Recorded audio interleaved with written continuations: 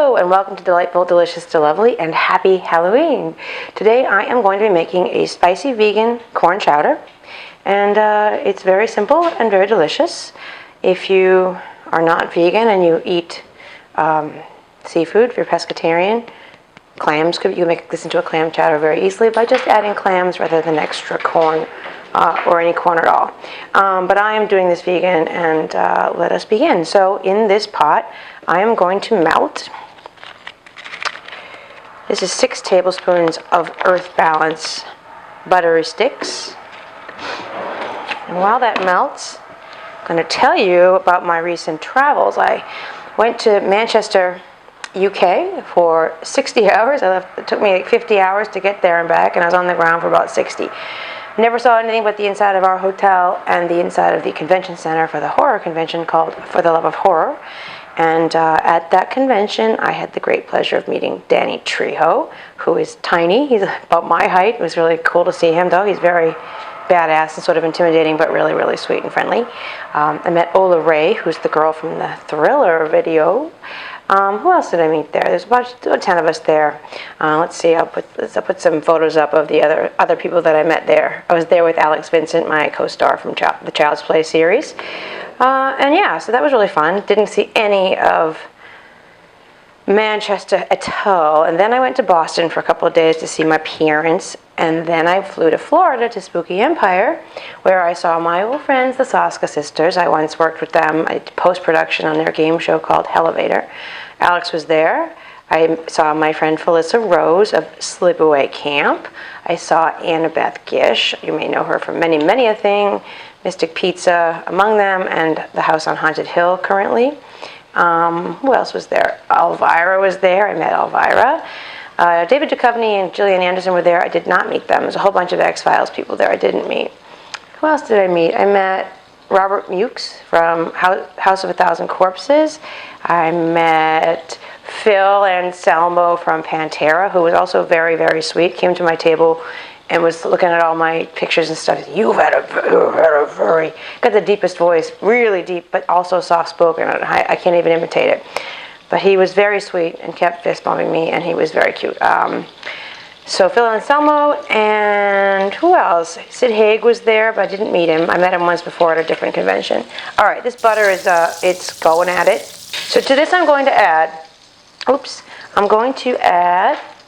in this bowl I have half of a red onion diced, or 1 small onion diced. I have 3 celery sticks chopped, and I have 1 jalapeno. You can go 1 to 3, or none. If you don't like spicy, you can use none. I've got 1, but it's a homegrown one. It's very spicy. I'm going to saute this for a little bit and let it soften up. I still have my foster dog, Lucho, Lucho, come here. He's the perfect Halloween dog. Come here, Lucho. Come here, puppies. Come here, Lucho. Come here, honey. Let me show everybody. So, I'm not going to hurt you. Come here.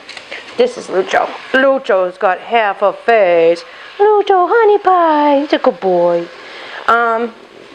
If you don't know his story, he came to me from Uruguay. He was attacked by dogs. He's a street dog, and he was attacked by other dogs, and they really did a number on his muzzle.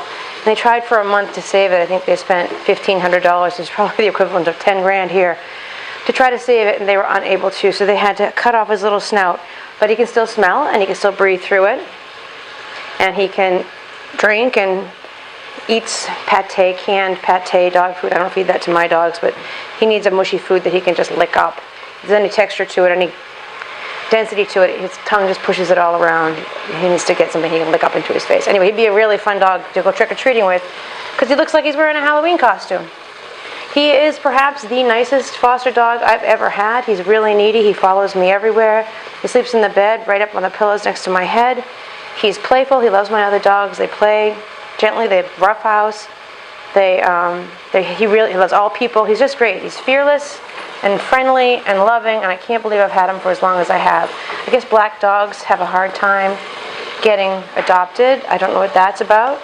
I know that the Humane Society and stuff won't adopt black cats out around Halloween because I think, well, for a lot of reasons, I think people get black cats as a prop, Other people may do bad things to black cats as some sort of a ritual. I think that's probably less of a problem than people just getting a black cat because it's Halloween and then not really wanting a black cat.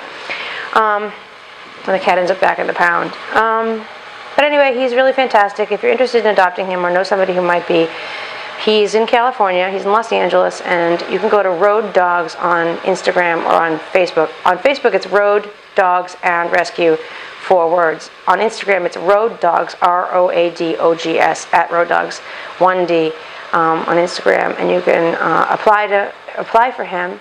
Because he's great. He's housebroken. I didn't realize he was housebroken because he didn't know how to use my dog door, but he taught himself how to do it. And since he's learned how to use my dog door, I haven't found any accidents, which is a miracle because my Dexter is 13 or almost 13 and is incontinent and walks around peeing and poos spontaneously, and a lot of pee that gets peed around that I never see, and it just dries into whatever surface it's on, whether it's my rug or a floor or whatever. And then it smells like pee, and other dogs think it's cool to pee there, which it isn't. So it's a miracle that he's learned how to use the dog door and not have any accidents. He's a great, great, great, great boy. I'm guessing he's between 3 and 5. I don't have any real way of knowing, but he's really a spectacular dog. And everybody who meets him is blown away by him. Men are broken down to tears. 2 adult men came here and met him the first day I had him, and they were so moved by how happy he is despite this significant injury. It's all healed. It happened a year ago. He's all healed up. But all right, I need a quarter cup of flour, and I don't have it. It's over there. So I'll be right back. Quarter cup of flour. So I'm going to add a quarter cup of flour to this. I'm going to stir it in there. And that gets really thick quickly. And now I'm going to add, slowly, 6 cups of my favorite brand of almond milk. This is Califia Farms unsweetened plain almond milk. I'm going to add 6 cups incrementally. I'm trying to think who else I met. I met a whole bunch of people from sleepaway camp, and people in these conventions. There's vending rooms where people sell collectibles, posters, and T-shirts, and sweatshirts, and sculptures, and original art. And typically, I come home with something, some Chucky thing, from each con. This time, I came back with this really cool Jason Voorhees meets Chucky hockey mask, and then I also got a cool woodblock Chucky that they were awesome. This is very thick. All the time I was in Boston, all this Boston fare, New England clam chowder and lobster rolls and stuff from my past. I haven't had a lobster roll since, I don't know if I've ever even had a lobster roll. Maybe 1 or 2 in my entire life. But goddamn, New England clam chowder sure looks good. And none of that bullshit Manhattan clam chowder. Anyway, no clam chowder at all for me. So that was what inspired me to make this corn chowder, because I just needed a chowder. And it's chili. So this is pretty thick. I'm just going to go for it. It'll thicken up as it cooks too. This is very easy. We're almost done, believe it or not. I'm going to give it a squirt of sriracha because I like a little kick. If you don't, or somebody that you're feeding doesn't, you can just add sriracha to your own individual servings of it rather than into the whole pot, as it were. Okay. I need 2 more cups of this. It's a lot of soy milk. It's almond milk, actually.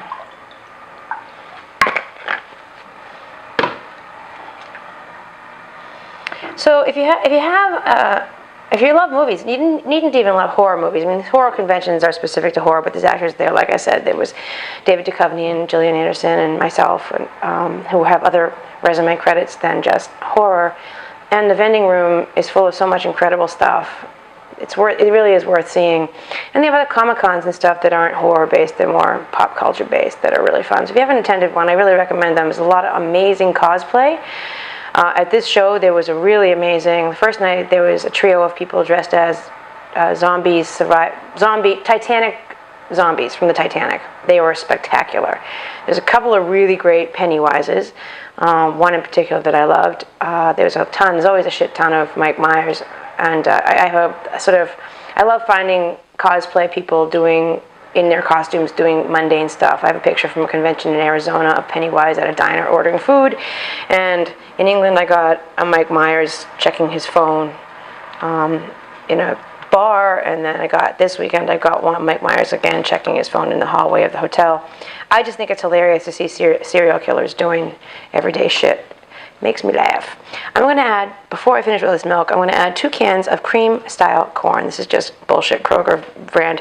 FYI, cream-style corn is vegan. There's no cream in it. It's just corn ingredients. Corn, water, sugar, modified corn starch, salt. So don't be fooled by the word cream. It is not actually creamy. You can make cream corn by yourself without even adding sugar. By just pureeing some of the corn. Like, get a can of corn and puree some of it and leave some of it kind of whole and mix it together, and that makes a cream corn. You don't have to add sugar to it. All right, so that was 1 can. Here's the second one. Oop.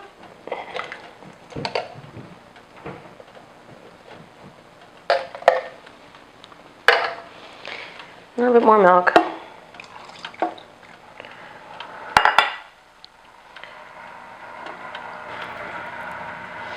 You can salt and pepper this to taste, obviously. This bowl contains 3 ears of fresh corn that I cut the corn off the cob. It's got a little bit of silk in there still. It's hard to get all that silk off, but I'm going to dump that fresh corn in there. You don't have to use fresh corn. You could use a can of just regular corn or frozen corn if you prefer, but fresh corn makes it next level. Fresh corn is cut right off the cob. It's fantastic. And not last and not least, this is the 2 russet potatoes. You could use any kind of potato, white potato. I wouldn't use a sweet potato. You could use red potatoes, russet potatoes, whatever, Yukon potatoes, just whatever, some kind of a white potato. I guess you could use sweet potato. No reason you shouldn't be able to. But yeah, potatoes. Add the rest of this milk. This is very thick. There we go. This bowl, this pan's full to about here, so that's, I don't know, that's serve a lot of people. Would serve a lot of people with this amount. And finally, an underrated herb. I'm going to add this bush of fresh thyme. How many stalks are there here? 1, 2, 3, 4, but like one of them is pretty substantial. I'm just going to drop them in there, stem and all, and the thyme will come off of it as it cooks, and I can just pull the stems out when it's done. And that's, oh shit, making a giant mess. That's basically it. If this, you heat it until, I would bring it to a boil and then just simmer it on low, medium low, until the potatoes are soft. Really, the corn will soften before the potatoes do. So once your potatoes are softened and ready to go, you're ready to eat this. Again, season it with salt, and my God, this thyme's making a gigantic mess. And that's it. So that is my recipe for spicy vegan corn chowder. I would garnish it myself with a little bit more, a couple little sprigs, or a couple little leaves of more fresh thyme. You could use scallions. You could use, also if you like a sweeter corn chowder, you could replace a portion of the almond milk or soy milk, whatever non-dairy milk you've chosen to use. You could replace a portion of that with coconut milk.